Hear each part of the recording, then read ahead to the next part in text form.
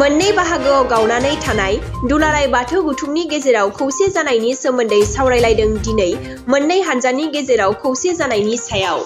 थांनाय 2014 मायथाइयाव सिमला हाजोआव खुंजानाय दुलाराय बाथौ गौथुमनि खुंगा 10थि बोसोरसालिया जथुमायाव दुलाराय बाथौ गौथुमा खावनै बाहागोआव गावस्रादोंमोन। खौसेयैनो 10,000 खौसेयै खाम दामनानै जारिमिन सोरजिलांनाय बै समनि दुलाराय बाथौ गौथुमनि खुंगा 10थि बोसोरसालिया जथुमायावनो दुलाराय बाथौ गौथुमा परमेश्वर ब्रह्म आरो बशिष्ठ बर' मोननै बाहागोआव थुब्ला गावस्रानाय जादोंमोन।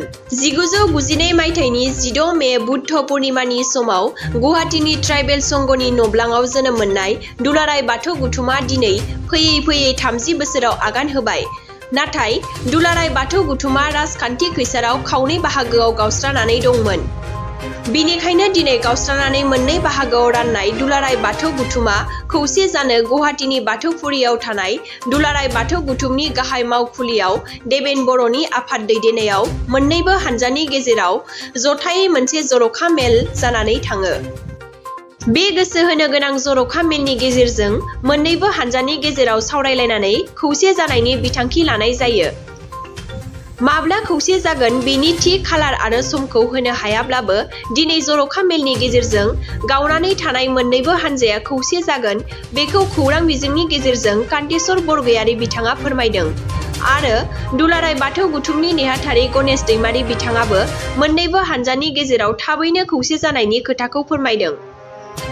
बेराफारसेथिं बर'नि गुबै दोहोरोम बाथौ आफादनि गेजेराव राजखान्थिनि खैसारावनो एबा बिबानखौ लानानै जाथावै गावस्रालायनाया बर' हारिनि थाखाय मोजां इसारा नङा आरो मोननै आफादनि गेजेराव थाबैनो खौसे जाजानायखौ लुबैदों बाथौ धोरोमारि गोबां रायजो राजाफोरा। बे हाबाफारियावनो बाहागो लादोंमोन दुलाराय बाथौ गौथुमनि मोन्नैबो हान्जानि गाहाय नेहाथारि गणेश दैमारी, प्रशान्त बर', फोसावदिं नेहाथारि कान्तेश्वर बरगयारी, लाइमोन आफादनि राजेन बर', नरेन नार्जारी, माइनाव आफादनि आफादगिरि सानसुलि बि. बर' आरो गोबां दैदेनगिरि बिथांमोना बाहागो लादोंमोन।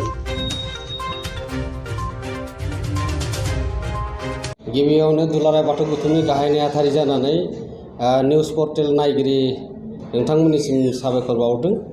दिनै दुलाराय बाथौ गौथुमनि दा मोननै फेक्सन जाना थानाय दिनै अफिसियेल सेथि सावराय जथुम जानानै थाङो आरो बियो मोनसे धोरोमारि बाथौ धोरोमारि आफादनि थाखाय मोनसे मोजां खौरां होननानै साननांगोन।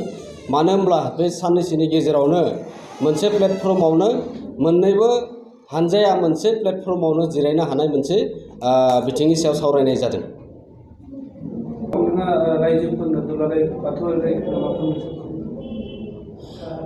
बे मोनसे धोरोमारि आफाद हिसाबै गोबां जोंनि गेजेराव सोंलु जादोंमोन जे धोरोमारि आफादा बेबायदि मोननै फेक्सन जानानै थानायाव गोबां दुखु फोरमायदोंमोन। बेयो मोनसे प्लेटफर्माव थानानै धोरोमारि खामानि मावनाय आरो जोंनि दैदेनगिरिफोरनि गेजेराव आरो बाथौ धोरोमखौ मुलुगनां खालामनो थाखाय जोङो ज' जानानै खामानि मावनो थाखाय दिनै रायजो राजाफोरा खावलायदोंमोन आरो बे मोनसे मोगथां महर मोननो थांगासिनो दङ आरो बेखौनो दुलाराय बाथौ गौथुमनि दैदेनगिरि जानानै रायजोफोरनिसिम बेखौ गोनो गोथो साननाङा आरो मोजां मोनसे फारसे फैफिनगोन आरो बेखौ दिनैनि बे सावरायनायनि गेजेरजों जों मोनसे रायजो राजानो मोजां मोनसे मेसेज होनो हायो। बेखौनो दुलाराय बाथौ गौथुमा दिनै जोबोद खाफाल मोजां होननानै बुंनांगोन। जोङो 2014 सननिफ्राय मोननै गावनानै दंमोन। जोबोद मोजां मोनसे लक्षणाव फैदों। जोङो मोन्नैबो गावनानै थानाय बाथौ गौथुमा ज' जानो थाखाय दिनै साखाफारा जानानै रायलायबाय नैबे गुवाहाटीनि बाथौफुरि हेड अफिसाव। जोङो आसा खालामदों फैगोन थाबैनो बबेबा मोनसे समाव ज' जालायलायनानै मोन्नैजों गोरोबलायनानै बर' जाथिनि बाथौ धोरोमखौ फोगोमनायजों लोगोसे बर' जाथिखौ मोजाङै मुलुगजोंसार महरै दाहैनो हागोन आरो ज' जालायनो हाहैगोन बे बाथ्राखौ आसा खालामनाय जाबाय। दिनै जों मोन्नैबो हान्जाया ज' जालायनानै मोनसे थांखि लाबाय। थाबैनो जोङो मोन्नैबो हान्जानि गेजेराव मिरु आफादनि मावसुमा आफादाव मोन्नैबो हान्जाया बिथांखि लानानै थांखि आजावनानै जों ज' जानो थाखाय दिनै थांखि लाबाय। बे बाथ्राया नंखायद्राय नङा। 2014 सननि सिमला हुजियाव जानाय जितु दुलाराय बाथौ ग्रुपनि 10थि जथुम्मा, बे जथुम्मायाव राजखान्थि हान्जाया खाबुखौ लामारदों।